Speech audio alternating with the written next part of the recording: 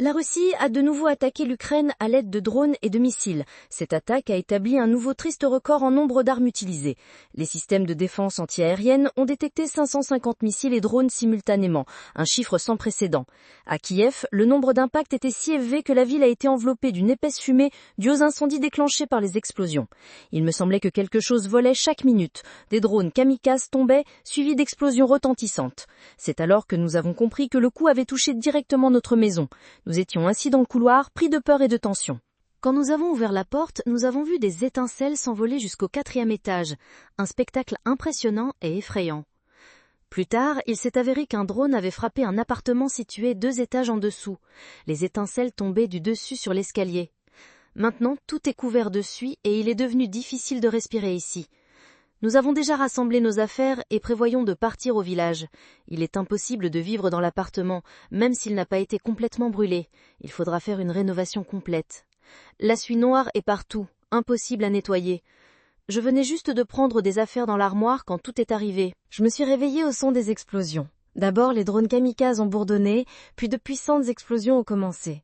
Dans la rue, les gens ont commencé à crier, les explosions des drones kamikazes ne cessaient pas, créant une atmosphère de terreur et de chaos. Nous avons pris maman dans le couloir, nous sommes assis sur des tabourets avec les voisins et avons essayé de maîtriser notre peur. Au début, il est devenu plus calme dehors, et nous sommes retournés dans l'appartement, mais bientôt les explosions ont recommencé, se rapprochant de plus en plus. Nous avons de nouveau couru dans le couloir. Un homme est venu chez le voisin et a dit que son appartement était en danger. Il fallait se préparer d'urgence et quitter la maison. Le voisin a dit « Préparez-vous, sortez » et nous avons commencé à nous rassembler rapidement.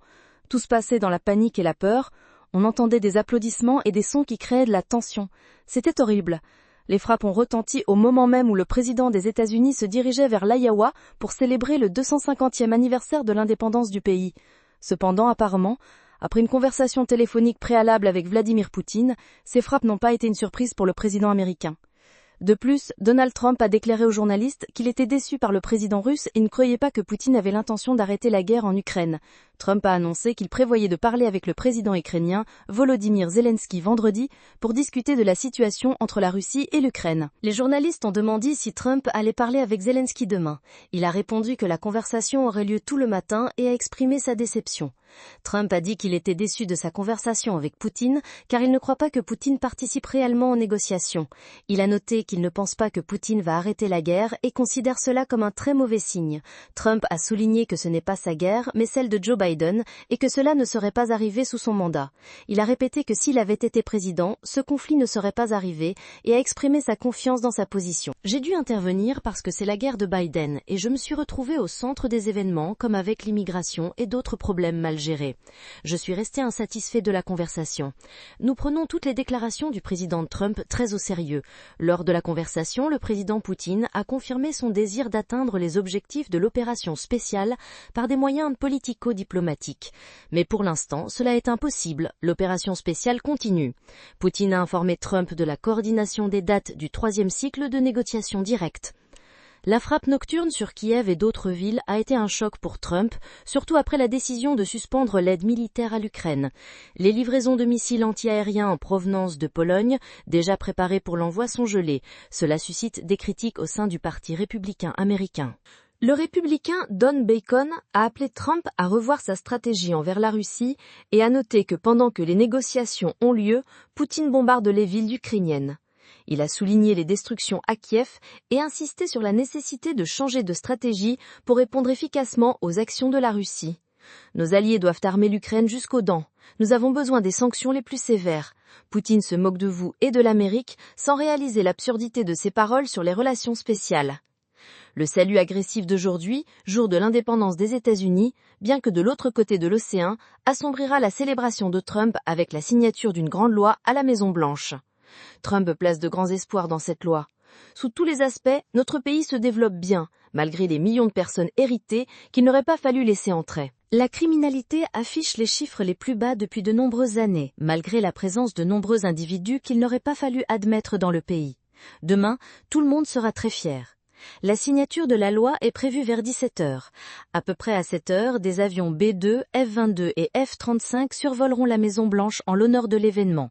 Le porte-parole, John Thune, la majorité des sénateurs et des représentants républicains seront présents. Ce sera un grand jour avec le passage de magnifiques avions. Mais une question se pose. Ces avions aideront-ils les millions de citoyens ordinaires qui, selon les démocrates, pourraient perdre l'accès aux programmes sociaux ? Selon les estimations des démocrates, presque 12 millions d'Américains perdront leur assurance maladie à cause de la nouvelle loi. Malgré cela, Trump a réussi à faire avancer ce projet controversé au Congrès.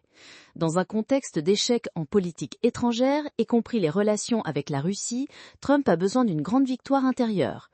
L'opposition des républicains et des démocrates résiste à cette loi. Les débats ont été limités et je ressens le devoir de prendre la parole ici, à cette tribune, pour raconter les histoires des Américains, calmement, avec toute la gravité nécessaire. Je compte parler calmement et longtemps, au nom du peuple, pour leur santé, Medicaid, l'aide alimentaire, les vétérans, les agriculteurs et les enfants. Pour les personnes âgées, les handicapés et les petites entreprises, je continuerai à parler même si je suis fatiguée. Il est 6 heures du matin et je suis toujours là. L'Assemblée législative de Louisiane, où les républicains ont une majorité constitutionnelle, a récemment condamné cette grande loi LED, craignant les conséquences pour leurs électeurs. Ils s'opposent aux attaques sans précédent contre Medicaid, qui nuiront aux Américains ordinaires en Louisiane et dans tout le pays. Nous disons la vérité, et il ne faut pas nous faire la leçon sur la responsabilité fiscale, pas maintenant ni jamais. Monsieur le Président, républicain, ce n'est pas « vous prenez l'irresponsabilité fiscale encore et encore ». Avec ce projet de loi, vous avez atteint un tout nouveau niveau d'irresponsabilité. Le leadership ne signifie pas attaquer la sécurité sociale. Nous, les démocrates de la Chambre des représentants, dirigés par John Larson, sommes fermement déterminés à défendre et renforcer la sécurité sociale pour les Américains. Nous tenons les promesses de Roosevelt à tous les citoyens. Chaque Américain, de son premier jour de travail à son dernier, paie dans le système de sécurité sociale et Medicare via la taxe FICA. C'est un système basé sur une rémunération équitable. La sécurité sociale et Medicare ne sont pas des programmes pour les nécessiteux, mais des prestations méritées. Les gens travaillent dur toute leur vie pour gagner ces droits. Alors, éloignez-vous de la sécurité sociale et de Medicare, des prestations méritées du peuple américain. Main loin de ces droits acquis. Je suis ici pour ne pas me précipiter au nom du peuple américain, car tenter de faire passer ce projet de loi avec 15 minutes de débat est inacceptable. Le comité a alloué seulement 15 minutes pour la discussion, ce qui pourrait affecter la vie des gens ordinaires. Nous ne nous précipitons pas depuis déjà 4 heures pour le peuple américain. Ce projet de loi prévoit la plus grande réduction de Medicaid de l'histoire des États-Unis, ce qui détruira la vie des populations vulnérables à travers le pays. Les 212 démocrates de la Chambre des représentants se lèveront pour défendre la santé des Américains. Nous lutterons pour Medicaid. Beaucoup ont souffert de cette attaque contre les communautés vulnérables.